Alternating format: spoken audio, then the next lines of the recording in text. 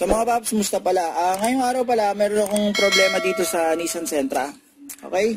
So gusto ko lang i-share to. Kasi itong Nissan Sentra, pwede nyo panoorin muna itong video na to. Sige, tignan nyo. Ito, kapag nilalagay ko sa drive, diba? Tapos, inon ko yung aircon. Masyadong mababa yung RPM niya.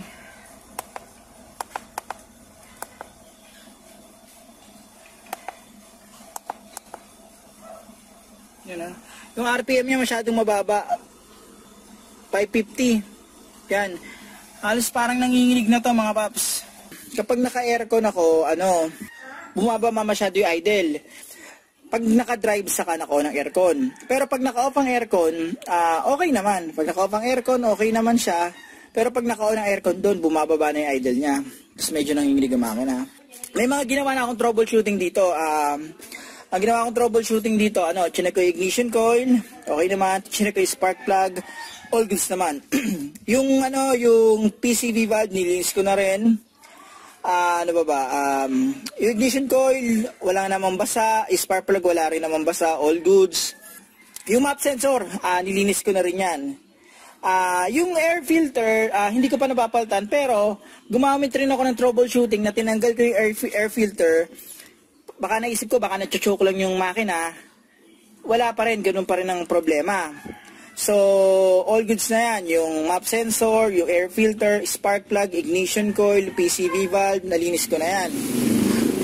Ang na-check ko rin, yung kung may misfiring siya, chinek ko sa scanner, wala naman, all goods naman. Yung calculated load, yung parameters nun, all goods. Yung TPS, all goods yung TPS.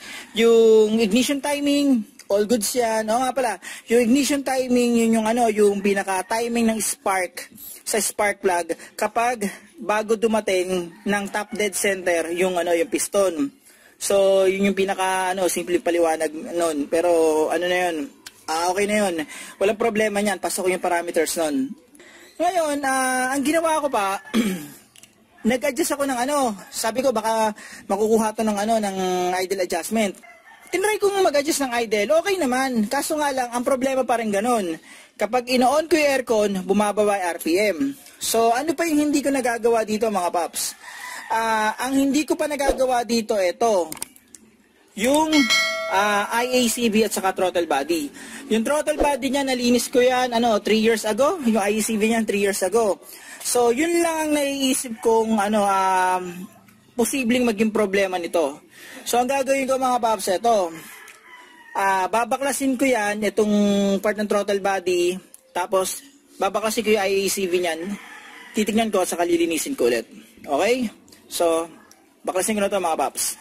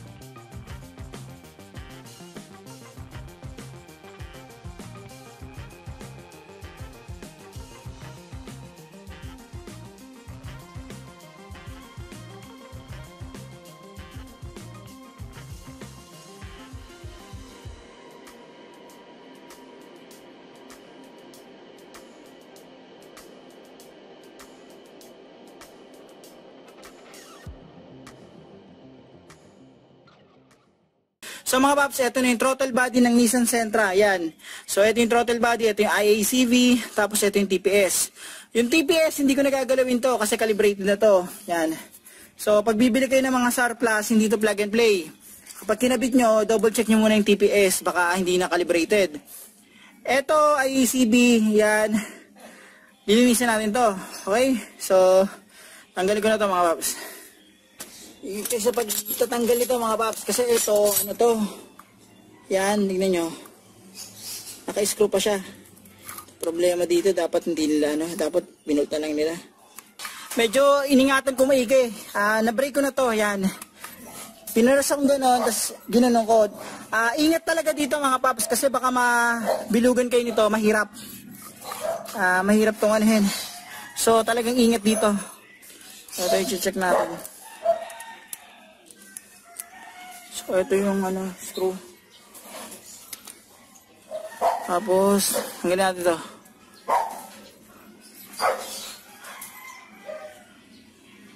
So, ito siya. Mamaya na to. So, ito. Gahan lang natin ng throttle body cleaner. Yan, throttle body and carb cleaner mga paps. Yan.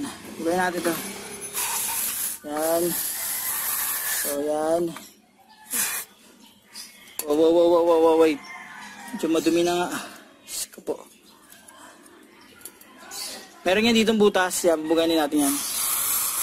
Ayan, nakita ko, dumi. Ayun o. Naghalo na yata yung dumi sa dito sa TV cleaner. Mira. Yan. Narito.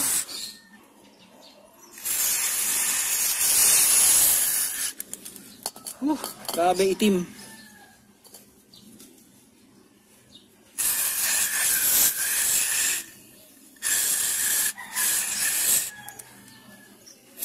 Pupunasan ko na to mga paps ha. Tapos ito, linisin ko na pala to. TV cleaner din. Yan.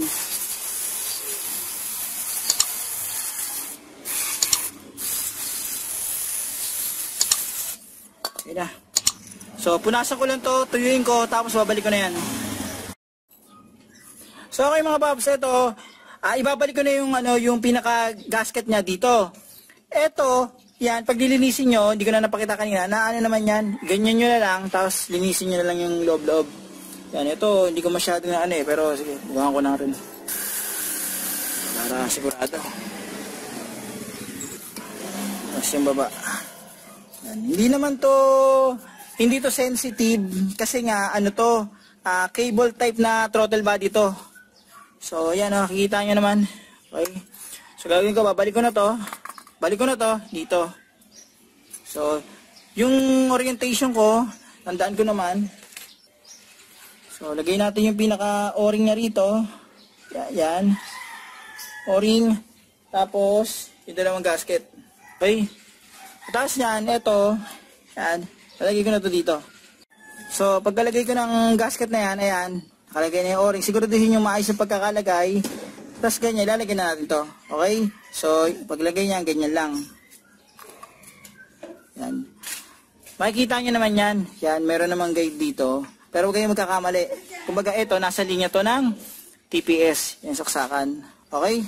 So, lagay ko na yung screw dito. So ito, mahigpit na yung pagkakatornilyo dito, ibabalik ko na to doon, okay? So ayan mga paps, nabalik na natin intake hose, yung mga sensor, all goods na yan. Yung connection sa battery, nabalik ko na. Ngayon ang gagawin ko, ito-test drive ko na to, okay? So okay mga paps, ito. Start ko na yung makina, yan. So tingnan natin Okay. Natin Yan. Pwede natin On ko aircon, number 2. Yan. Tapos, itatry kong ilipat sa D. Okay. So, ayan na siya mga paps. Ilipat ko sa reverse. Yan. Tapos, ilipat ko sa P ulit. Tapos, try kong off ang aircon. Okay. Ang gagawin ko mga paps, i-connect ko muna yung scanner para makita natin. So, ito mga paps, ayan. Ito na yung niya, yung parameters niya, ayan. Calculated load value, ignition timing, TPS, battery voltage, map sensor, saka engine speed. Ngayon, on natin yung aircon. Okay. Tignan natin kung aabot ng 500. Natin ha. Ilalagay ko sa D. Yan, natin.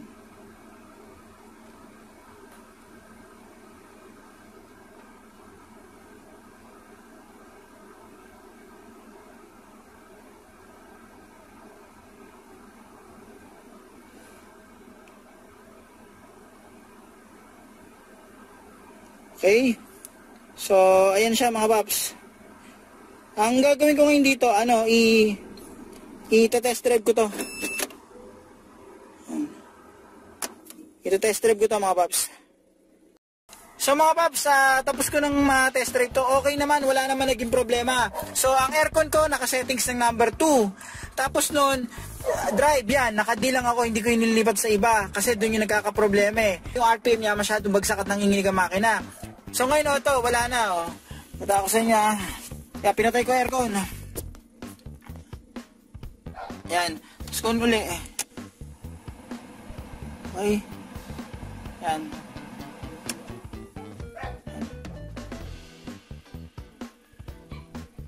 So, on ko ulit.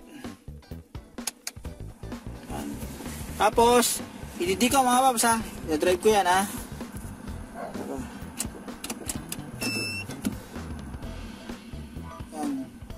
So, hindi na umabot sa 500. Pambihira. Kanina, umabot na. Nung umabot ng 500 yan mga paps Bababa, parang namamatay. Yan Pambihira. Okay. Hanggang dito na lang itong video na to. So, sana nakatulong itong video na to. In case na kapag halimbawa, pag on nyo ng aircon, tas dinin nyo, yung parang nanginginig ang makina. So basic muna unahin nyo. Siyempre mga spark plug, ignition coil, yung air filter, map sensor, basic. Tapos yung IACV mga paps, throttle body at saka IACV. Nakita nyo naman kanina, may mga carbo na dun sa pinakaloob ng IACV. Binugahan ko lang ng throttle body and carb cleaner. So yun lang mga paps.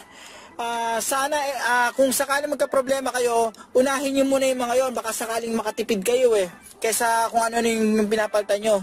Mahirap din kasi i-troubleshoot tong Nissan Sentra kasi mapili sa scanner yan. Mapili sa scanner to mga paps. So mga paps, huwag nyo kalimutan i-like at subscribe ang channel ko para makagawa pa ako ng magandang basic na video. Huwag nyo rin kalimutan hit ang notification bell para updated kayo sa video na ginagawa ko. Mga paps, maraming salamat sa inyo.